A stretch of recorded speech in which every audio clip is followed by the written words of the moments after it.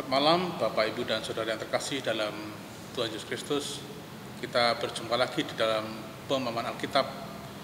Dan pada hari ini kita bersama-sama membahas sebuah tema dengan judul perjumpaan yang mengubahkan.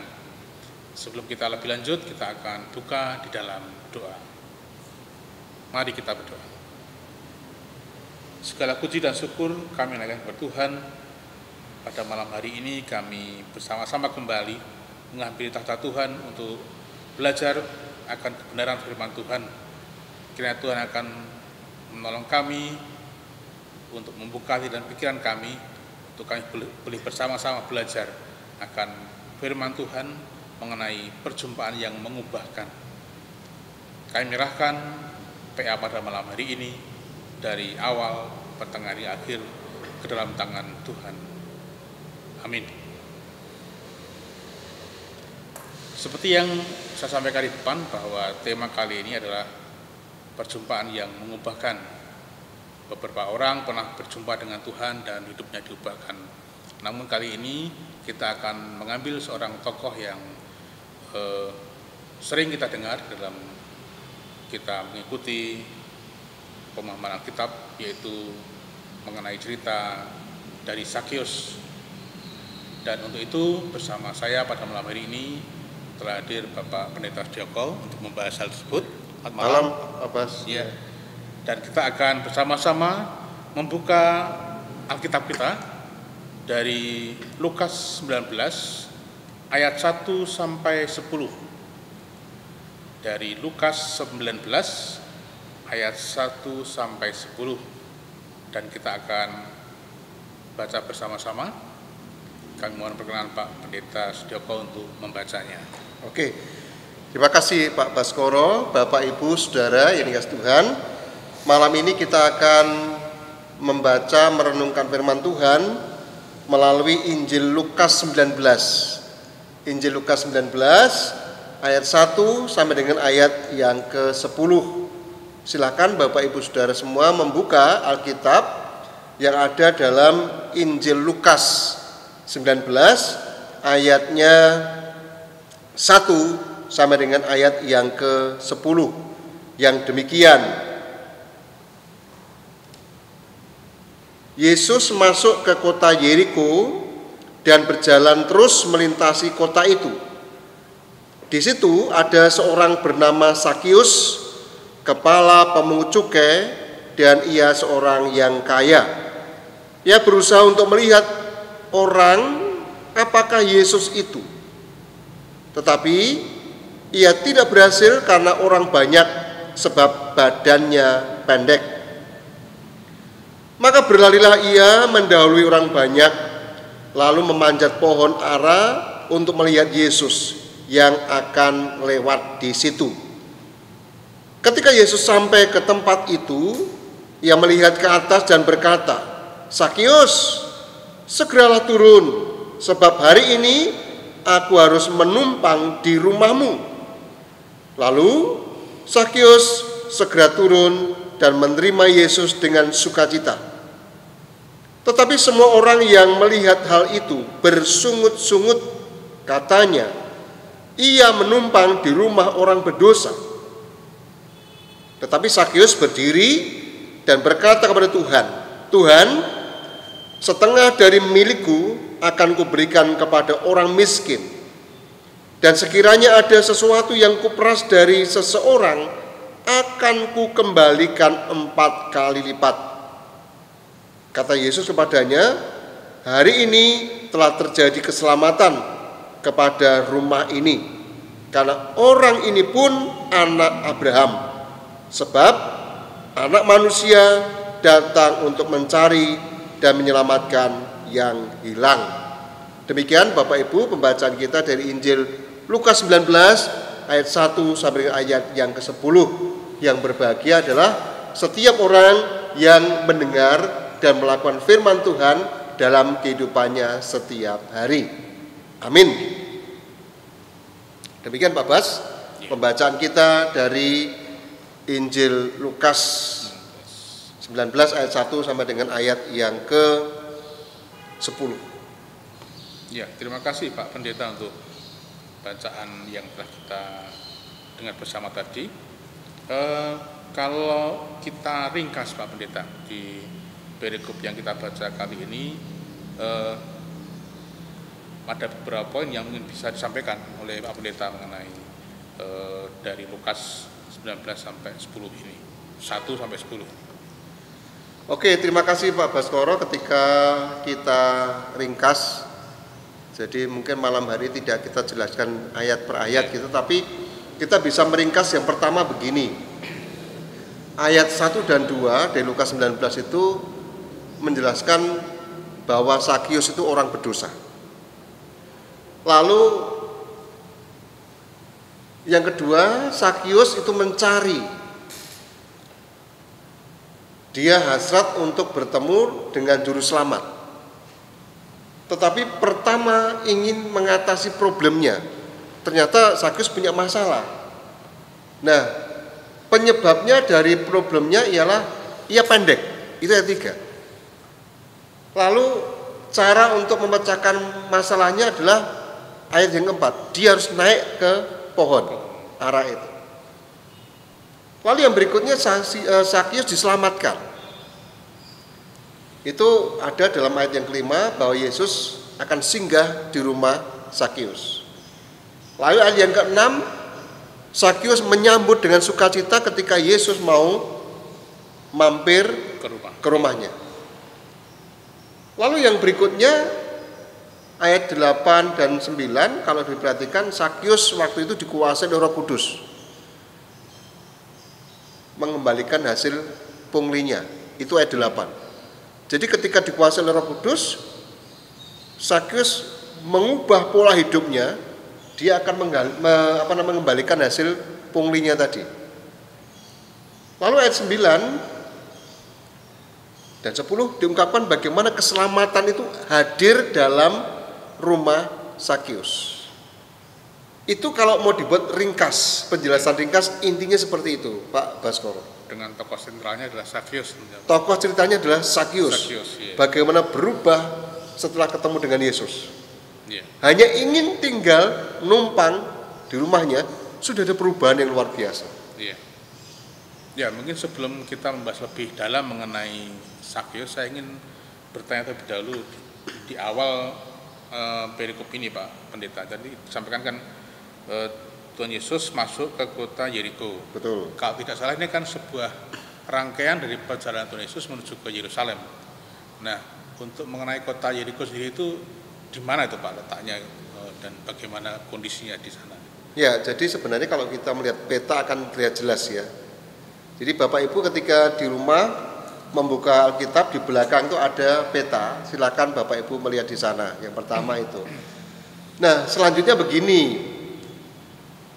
Yeriko itu adalah suatu kota di mana terletak di sebelah timur dari Yerusalem. Sebelah timur Yerusalem. Sebelah timur Yerusalem. Dan dekat Sungai Yordan. Nah, jadi tempat inilah tempat tembok terkenal, yaitu tembok Yeriko yang dirobohkan oleh Yosua. Mungkin kita masih ingat dengan cerita zaman dulu atas bantuan Tuhan. Jadi kalau kita mengadakan ziarah, kita berjalan, lalu ada tikungan ke kanan, pohon pohon ara itu ada di sebelah kanan, lalu belok kanan, itu masuk ke kota Yeriko, tembok Yeriko di situ. Nah, ketika itu para imam berjalan mengelilingi tembok itu ketika dirobohkan itu. Nah, pada hari ke-7 mereka mengelilingi tembok Yeriko itu dan bersorak-sorai dan tembok itu runtuh. Itu kalau kita bisa pinjem dari apa yang sudah diungkapkan dalam kitab Yosua. Nah, dari tempat ini juga yang menginspirasi adanya lagu dari Yeriko ke Yerusalem ada jalan belas kasih. Jadi ketika itu seorang Samaria menolong seorang Yahudi setelah dia dirampok. Juga ada seorang buta yang disembuhkan oleh Yesus.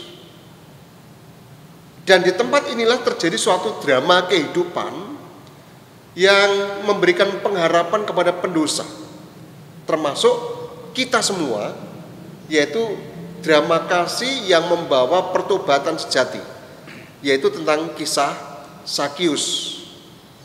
Itulah kota Yeriko kalau kita bisa jelaskan secara singkat. Mungkin Bapak Ibu Saudara kembali silakan lihat di belakang ada peta, di Alkitab ada peta.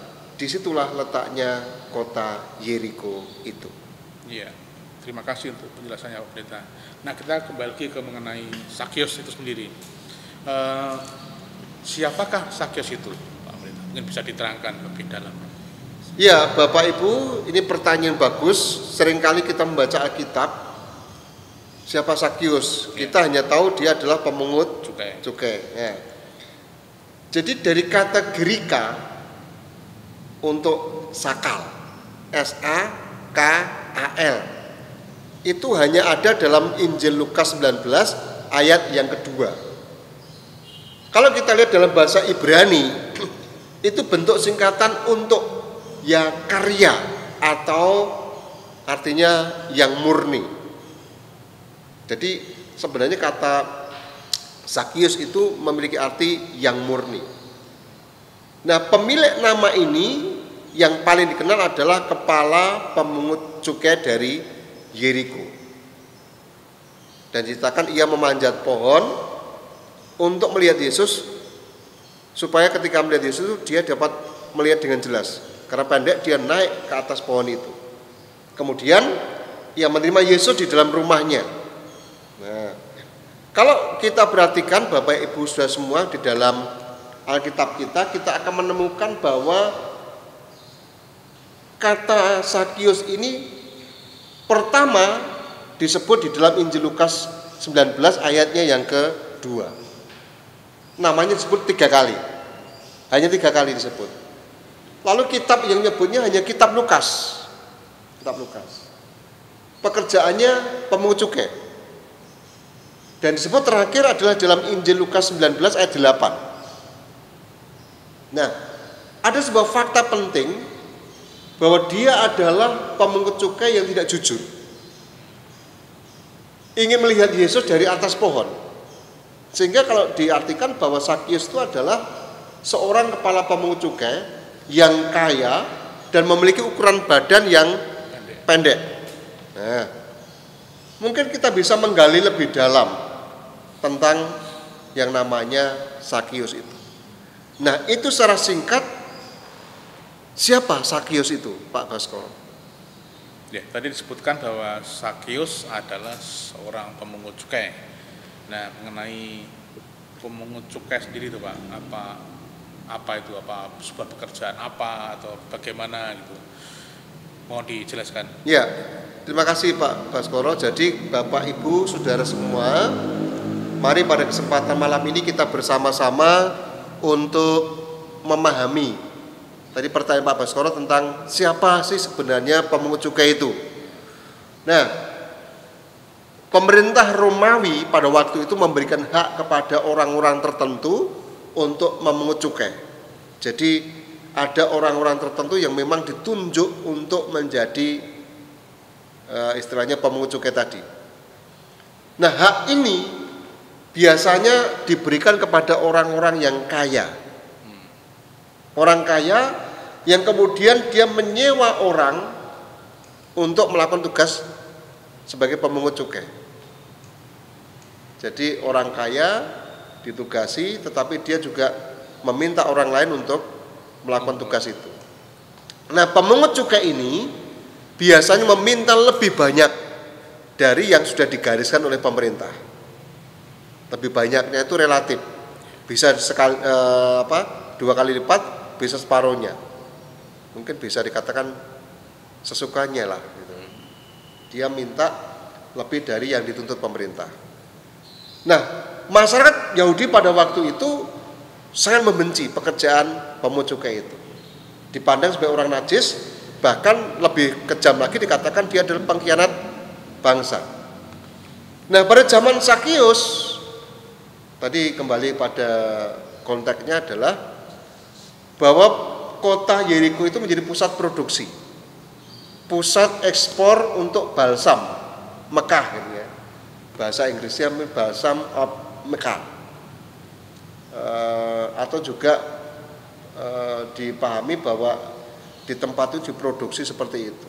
Sehingga kedudukan Sakyus sebagai kepala pungut cukai di kota itu tentu sangat penting.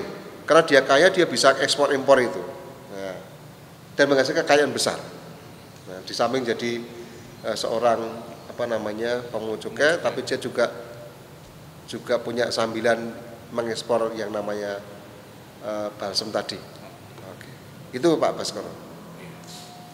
Iya. Tadi apa yang dijelaskan oleh Pak Pendeta tadi juga sekaligus menjelaskan dari ayat yang kedua, Pak Pendeta ya. Di situ ada seorang bernama Sakyus, kepala pemungut cukai, dan dia seorang yang kaya. Jadi ini memperjelas dari apa yang ada di ayat yang kedua. Nah, kemudian di ayat keempat itu kan ada menyebutkan pohon ara. Nah, mungkin bisa dijelaskan Pak Pendeta mengenai pohon ara yang dinaiki oleh Sakyus ini.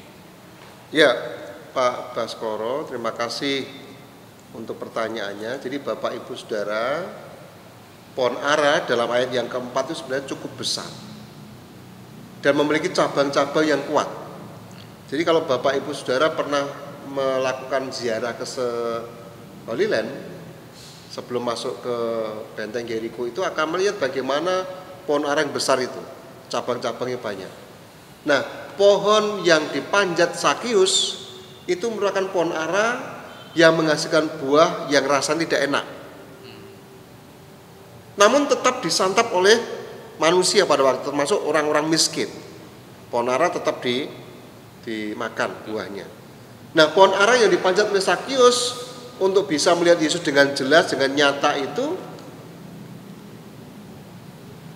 kita bisa melihat ketika Bapak Ibu Saudara melakukan ziarah akan melihat bagaimana posisinya ada di kanan. Saya katakan dulu di depan tadi, posisi pohon ara ada di sebelah kanan menuju ke kota Yeriko.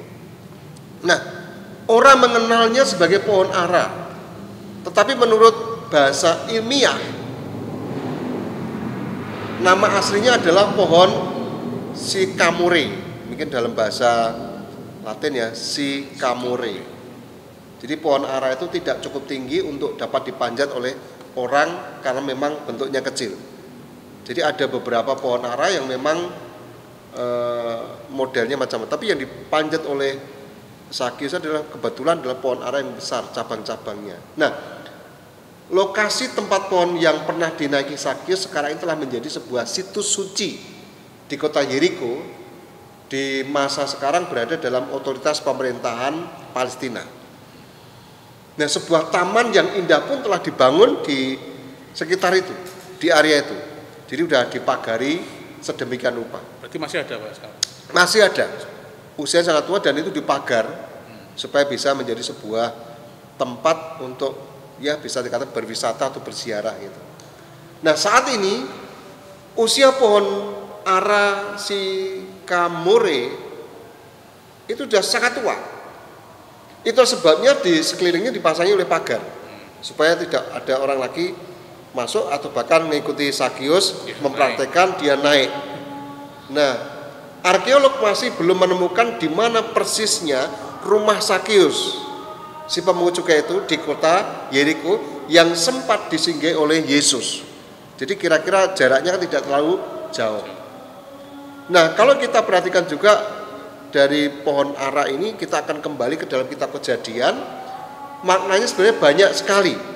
Salah satunya adalah karena waktu Adam dan Hawa itu jatuh dalam dosa, maka mereka sembunyi di balik pohon dan memakai penutup daun dari pohon ara yang merupakan lambang usaha manusia untuk mendapatkan Tuhan.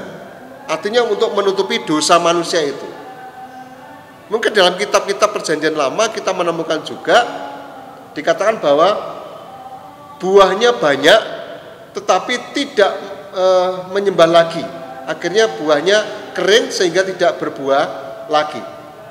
Itu bisa dicari dalam kitab Hosea. Makanya Tuhan Yesus mengutuk pohon ara itu. Nah, sebenarnya masih banyak makna dari pohon ara ini, dan kalau pohon ara itu akhirnya berbuah, maka buahnya adalah Sakius tadi, yang merupakan penggenapan dari nubuatan seperti itu. Jadi pohon ara seperti itu, Pak Baskoro. Ya. Dari penjelasan yang disampaikan Pak Pendeta, kemudian saya rangkaikan dengan ayat yang kedua, ketiga. Jadi kalau boleh disimpulkan bahwa Sakius ini seorang pemungut cukai yang dianggap tidak jujur dan juga dibenci oleh orang-orang sekitarnya. Tapi ada kerinduan dari dia untuk bisa melihat Yesus, kemudian karena postur yang pendek, kemudian dia naik pohon ara itu. Nah, saya tertarik dengan tanggapan Yesus di ayat yang kelima. Ketika Yesus sampai ke tempat itu, ia melihat ke atas dan berkata, Sakius, segera turun, sebab hari ini aku harus menumpang di rumahmu. Sebuah tanggapan yang berbeda dengan anggapan orang terhadap Sakius. Nah, mungkin bisa dijelaskan sebenarnya sudut pandang Yesus mengenai Sakius bagaimana, Pak Pendeta?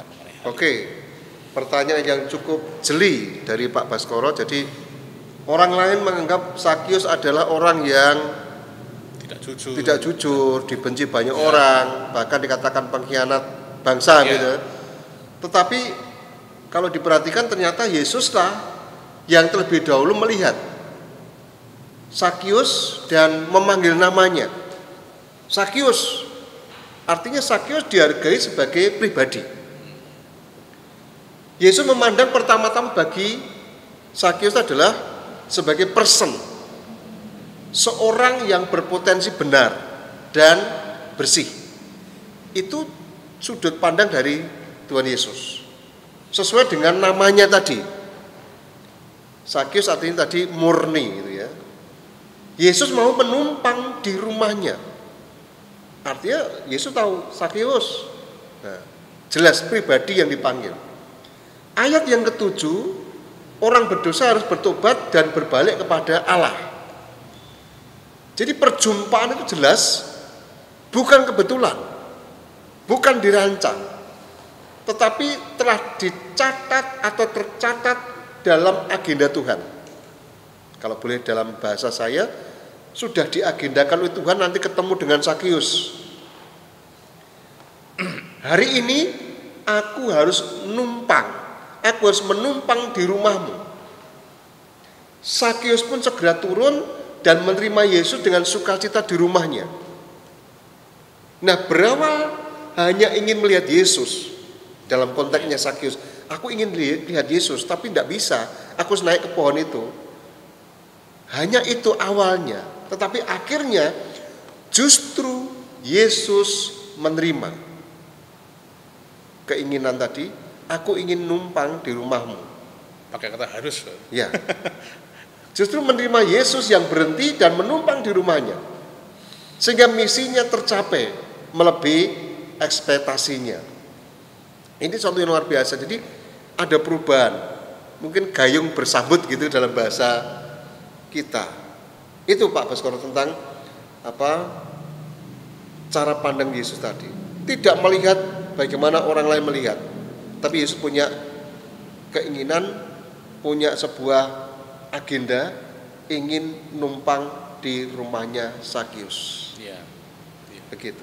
Nah, ketika hal itu terwujud dan kemudian Yesus di rumahnya Sakius, kemudian makna dari pertemuan di rumah Sakius itu apa, Pak, yang bisa kita tarik dari peristiwa ini? Ya, jadi ada rangkaian tadi kalau saya katakan ini agenda Yesus ketemu dengan Sakius. Waktu itu Sakius pun berdiri dan mulai berbicara. Kalimat pertama dari mulutnya, mungkin kalau bisa dikatakan proyek konkret yang ada dalam diri Sakius adalah pertama, setengah hartaku untuk orang miskin. Ada perubahan yang luar biasa. Perjumpaan belum ada kata-kata aku ingin numpang saja, baru ada kata ingin numpang di rumahmu, sudah ada perubahan yang luar biasa. Pertemuan yang mengubah diri Sakius. Setengah hartaku untuk orang miskin. Itu yang pertama. Yang kedua, kalau ada orang yang pernah diperas, tadi katakan, kalau ada orang pernah diperas, mungkin dipungli jam sekarang ini, akan dikembalikan 4 kali lipat. 4 kali lipat. Nah, cara pandangnya tentang bisnis dan harta itu berubah total. Kemarin mungkin sebelum ketemu dengan Yesus, pokoknya mengumpulkan harta sebanyak-banyaknya. Tetapi ketika ketemu dengan Yesus, berubah. Dari menumpuk menjadi berbagi. Dari merugikan menjadi memulihkan. Ini perubahan yang luar biasa yang dialami oleh Sakius. Sesamanya diperlakukan sebagai rekanan, bukan objek. Kalau kemarin kan objek, kamu harus bayar segala macam. Itulah wujud konkret pertobatannya. Pertemuan Sakius dengan Yesus tadi mengubah hidupnya. Ada pertobatan, mengubah visi, mengubah cara pandangnya, mengubah cara memandang tentang pekerjaan, tentang harta, tentang sesamanya. Itu dialami dan terjadi dalam diri Sakius. Jadi Yesus pun pada waktu itu memberikan kata-kata akhir tentang jati diri Sakius. Dia juga termasuk anak Abraham. Ini luar biasa. Anak Abraham berarti pewaris janji keselamatan yang dahulu diberikan Allah kepada Abraham, yang sekarang dibawa dan dihadirkan oleh Yesus. Ayat 9 dan 10. Hari ini telah terjadi keselamatan kepada rumah ini, karena orang ini pun anak Abraham. Sebab anak manusia datang untuk mencari dan menyelamatkan yang hilang. Jadi Sakius adalah manusia hilang. Mungkin dalam tanda kutip tadi dengan pekerjaannya pungli tadi. Dia dikatakan anak hilang yang sudah dicari dan sekarang ditemukan kembali. Diselamatkan oleh Yesus sang anak manusia. Jadi misi dan pencarian Sakius itu tercapai. Ia bertemu dengan Yesus. Akan tetapi bukan sekedar bertemu dengan Yesus. Mungkin kalau dikatakan bertemu dengan Yesus si selebritis gitu ya, yang kebetulan lewat. Kan biasa juga kalau kita ada tamu, mungkin zaman dulu ada pejabat lewat semua berjajar, yang nggak tahu naik pohon. Tidak hanya sekedar ingin melihat siapa yang lewat, tetapi berjumpa dengan Yesus yang adalah Tuhan dan Sang Juru Selamat. Sehingga labeling orang banyak kerap menyebabkan seseorang memandang diri sendiri separuh harga, tidak pantas, lalu enggan bergabung dengan kerumunan itu. Namun asumsi negatif, cap, stigma tidak dapat menolong seseorang berbalik dari keberdosaan tadi. Tuhan punya cara berbeda. Aku ingin menumpang di rumahmu. Ia menghampiri, menyapa secara pribadi, membuka peluang perjumpaan hati, dan akhirnya menggetarkan nurani dan menghidupkan cinta si pendosa itu.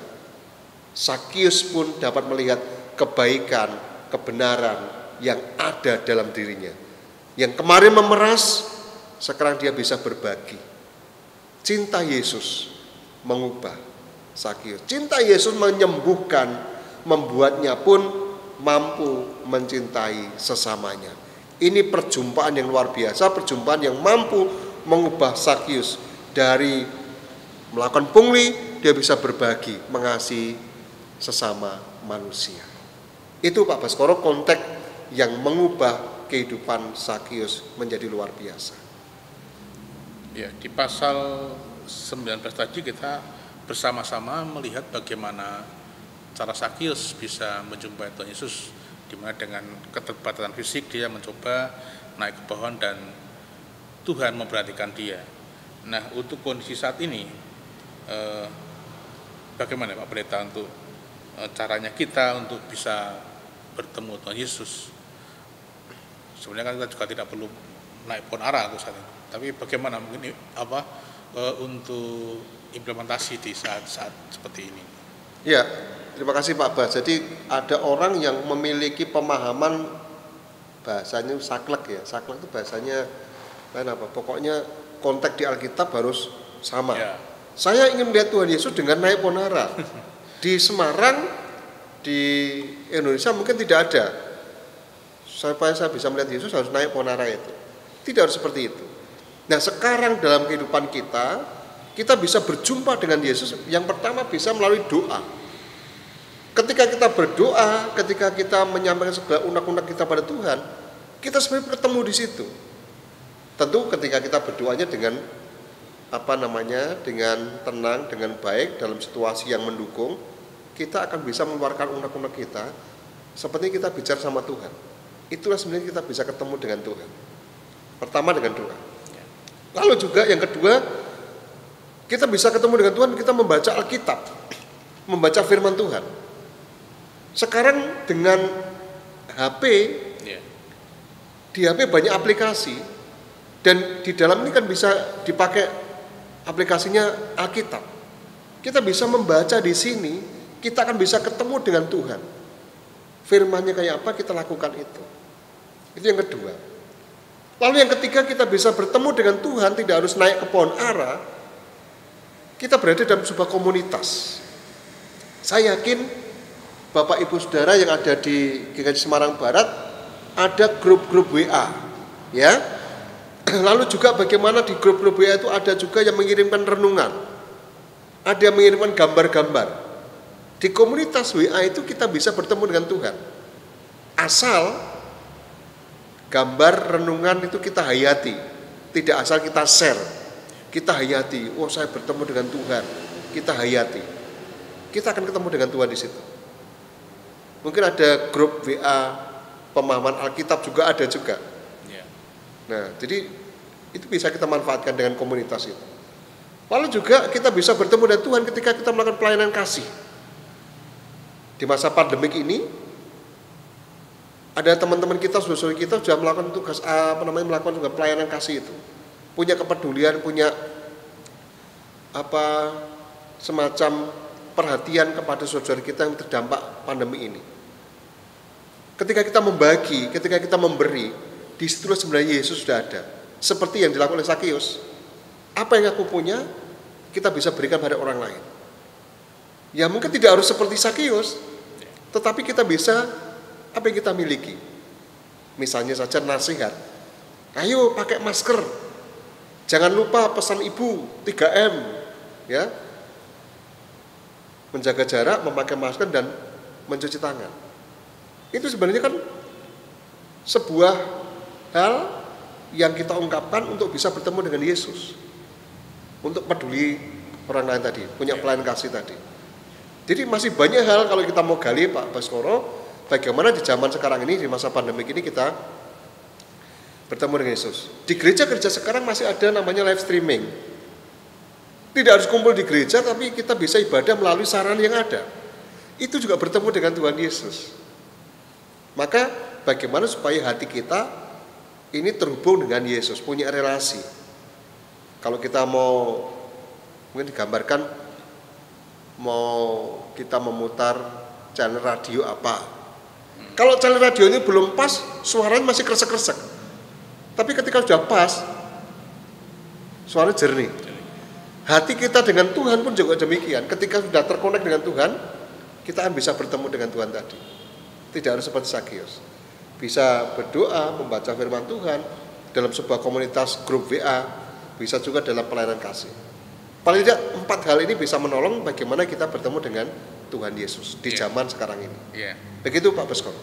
Jadi untuk bertemu Tuhan itu saat ini juga banyak pohon ara Pak, ya, dalam tanda kutip, yaitu tadi melalui berdoa, kemudian membaca firman Tuhan, membangun komunitas di dalam lingkungan kita, baik secara online maupun juga karena keterbatasan kondisi, ya mungkin secara online itu yang saat ini bisa kita bangun. Betul, Pak. Dan juga melalui pelayanan kasih dengan memberikan perhatian kepada saudara kita yang terdampak dan butuh perhatian dari kita. Betul. Itu mungkin pohon-pohon ara yang bisa kita pakai untuk kita bisa berjumpa dengan Tuhan saat ini. Dan itu bisa mengubah kehidupan kita. Iya. Dari pembahasan kita pada malam hari ini, kalau boleh saya simpulkan adalah bahwa kondisi fisik bukanlah suatu alasan atau penghalang bagi kita untuk berjumpa dengan Tuhan. Kemudian janganlah pernah kita memvonis diri kita sendiri bahwa kita ini tidak layak di hadapan Tuhan. Yang diperlukan apa kita mau berjumpa dengan Tuhan. seperti yang telah Sakyus tunjukkan di dalam apa yang kita bahas pada malam hari ini. Banyak sarana yang bisa kita pakai untuk berjumpa dengan Tuhan. Dan yang pasti bahwa Tuhan sanggup mengubah segala sesuatu asal kita mau merespon uluran tangannya. Dan datanglah kepada Tuhan dengan ketulusan. Pasti Tuhan akan mengubah hidup kita. Demikian bahasan PA pada malam hari ini. Dan untuk menutup PA pada malam hari ini, kita akan berdoa. Kami mohon berkenan Pak Pendeta untuk menutup dalam doa. Mari Bapak Ibu Saudara, kita akhiri pemahaman Alkitab malam hari ini dengan bersama-sama kita akan menyatukan hati, kita berdoa. Mari kita berdoa. Bapa kami dalam surga, kami bersyukur malam hari ini Tuhan masih memberikan kesempatan buat kami untuk belajar tentang firman-Mu. Kami boleh belajar dari kehidupan Sakyus yang luar biasa. Sakyus diubah melalui perjumpaan dengan Tuhan Yesus. Dan hidup Sakyus berubah luar biasa. Peduli kepada sesama dan boleh membagi hartanya untuk orang lain. Ini perjumpaan yang benar-benar mengubah hidup Sakyus.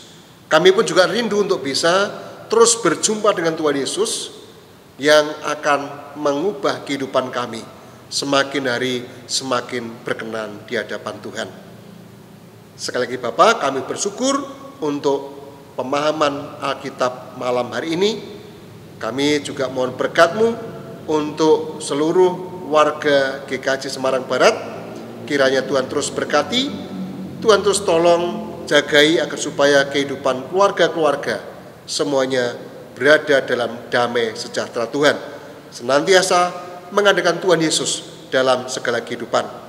Kami juga mohon berkat untuk bangsa negara kami Indonesia dengan berbagai dinamika kehidupan.